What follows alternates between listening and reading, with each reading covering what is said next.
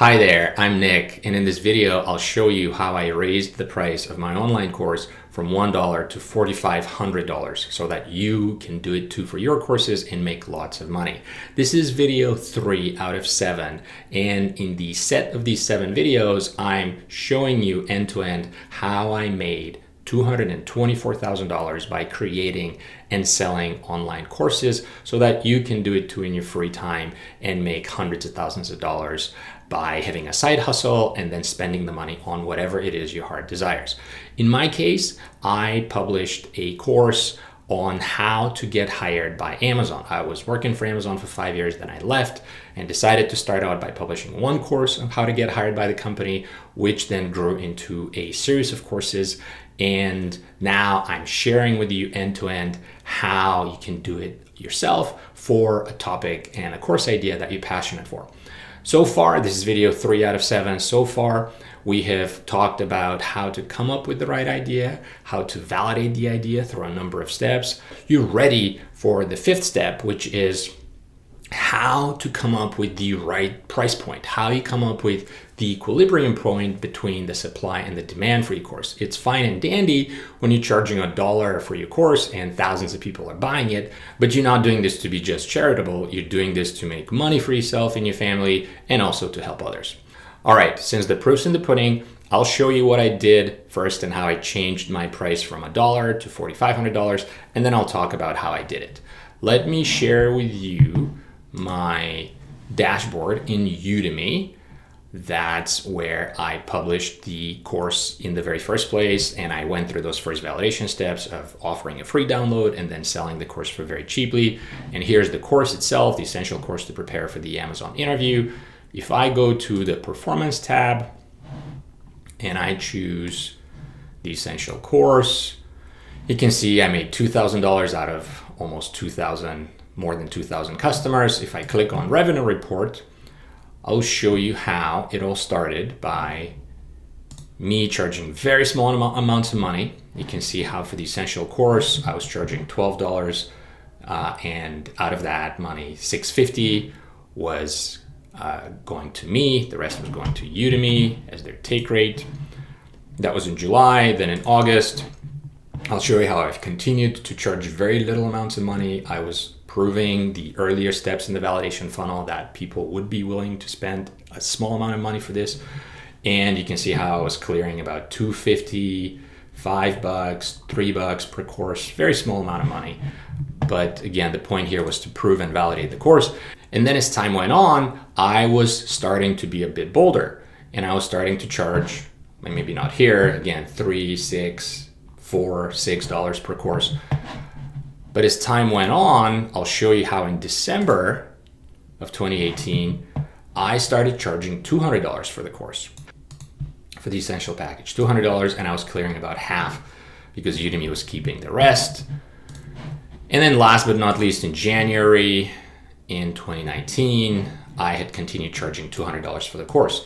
And at this point, I had accumulated enough data. I had gotten, let's see, here I have 4 people who spend $200.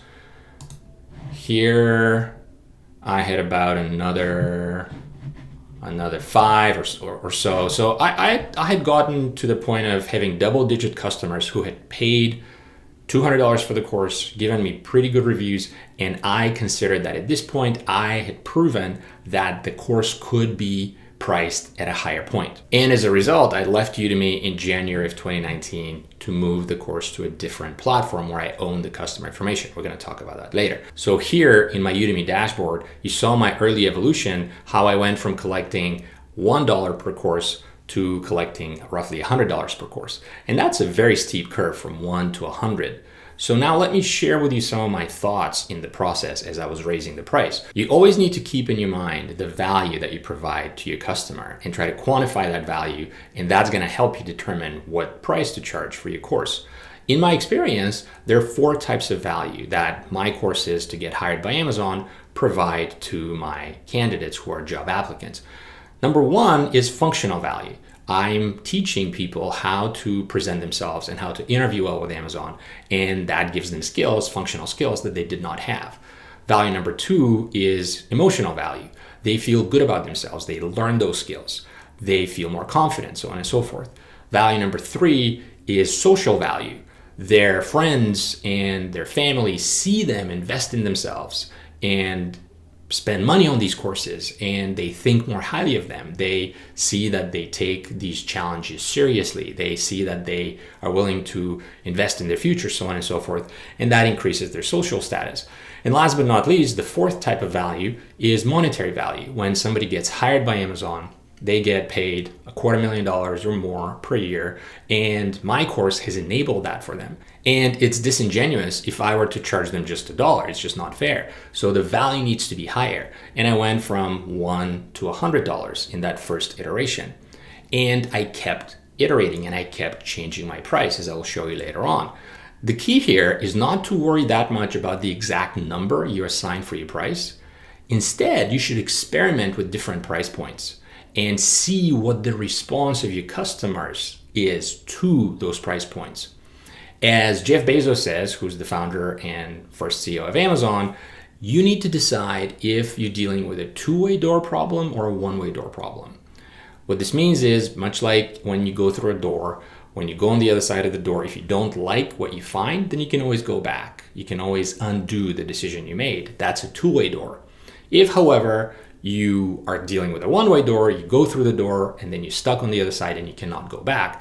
So instead of obsessing over whether the right price for your course should be $100 or $150 or $175, you should evaluate if you can change the price easily based on the data you find. And of course, the answer is yes. Price changes is one of the easiest things that you can change about your business. So in my case, I migrated my school from Udemy to Teachable to Squarespace. And right now I'm on Squarespace, and I will show you the latest version of my school. Here's my website, Amazon Bound, land a job with Amazon. If I click on the courses link, I have come up with 4 separate courses. And we start with the essential package. I'm asking for $97 for the essential package. Then we get to the premium package. The price for the premium package is $597. Then we get to the premium plus. The price here is $1,500. And last but not least, we get to the platinum package, the live simulation of the Amazon interview, where the price is $4,500. So here are the 4 courses, and they are nested in each other in the form of concentric circles, if you will, and the different features that are included in each course and the different price points. So you see how I started in the early days in Udemy of getting paid $1 per course to going to my current incarnation of the school on Squarespace, where for the platinum version of the course, I get paid $4,500 minus small fees from Stripe and Squarespace. So there's no way I could have built this pricing structure with these features and this waterfall of $97 to $597 to $1497 to $4497. There's no way I could have done this from scratch, other than me having to go through every step along the way and try to change the price and see what the response is and talking to customers and iterating along the way. That's how I ended my journey of charging from $1 per course to $4,500 per course. Now, I still want to share some guardrails with you of lessons that I've learned along the way. I don't want to just throw my arms in the air and say, well, you guys figure it out how I got from $1 to $4,500. That would be disingenuous. There are 4 lessons I've learned that I will share with you right now. The first lesson is, again, obsess and focus on the value you provide to your customers. The 4 types of value: functional, social, emotional, monetary. I have this rubric that I like to use that I call the iPhone test, where if I pretend that a customer of mine has an iPhone and they've used my service, my courses, and if I ask that customer, hey, dear customer, would you rather give up your iPhone or Nick's service?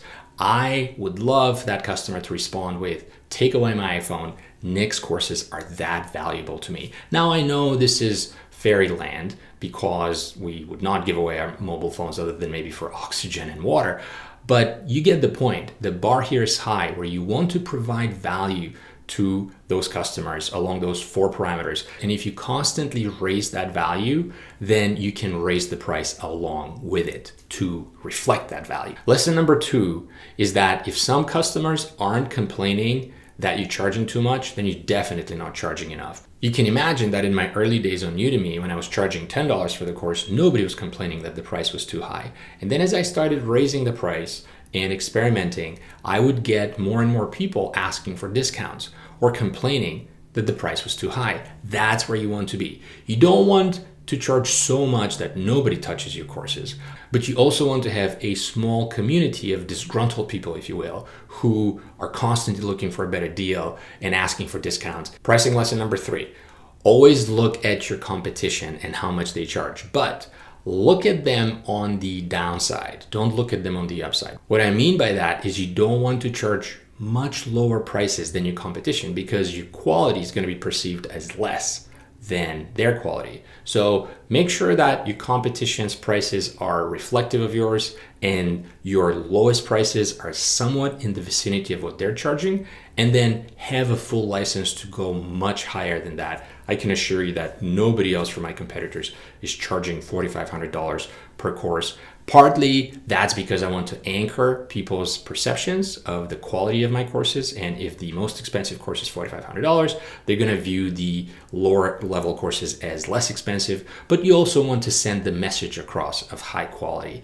And that's where competitors are going to help you evaluate and find out the bottom level of your prices. And lesson number 4 is figure out what you want to prioritize. I've said this previously, but if you want to build just a lifestyle business that gives you $10,000, $20,000, $30,000 in free cash flow per year, then prices are not as important. You can afford to charge less and you can afford to have less headaches with disgruntled customers and what have you. If you want to turn this, on the other hand, into a full-time business and you want to maximize that value between supply and demand and find where those price curves intersect, then I would suggest you continually raise your price, you double your price, if you will, frequently to find out where that barrier is. Okay, so now you know how to raise the price of your online courses from $1 to thousands of dollars if you so choose to. And you have also finished the validation of your course concepts. Congratulations. You're now ready to go to the next step of our 7-day challenge of how to make hundreds of thousands of dollars by creating and selling courses online in your free time. This next step is step 4, and you're going to see it in this video where I will walk you through step by step of how to take your courses from a platform like Udemy to a different platform like Teachable, where you would own your customer information end to end. You can see all of this in this next video here. I'll see you there soon.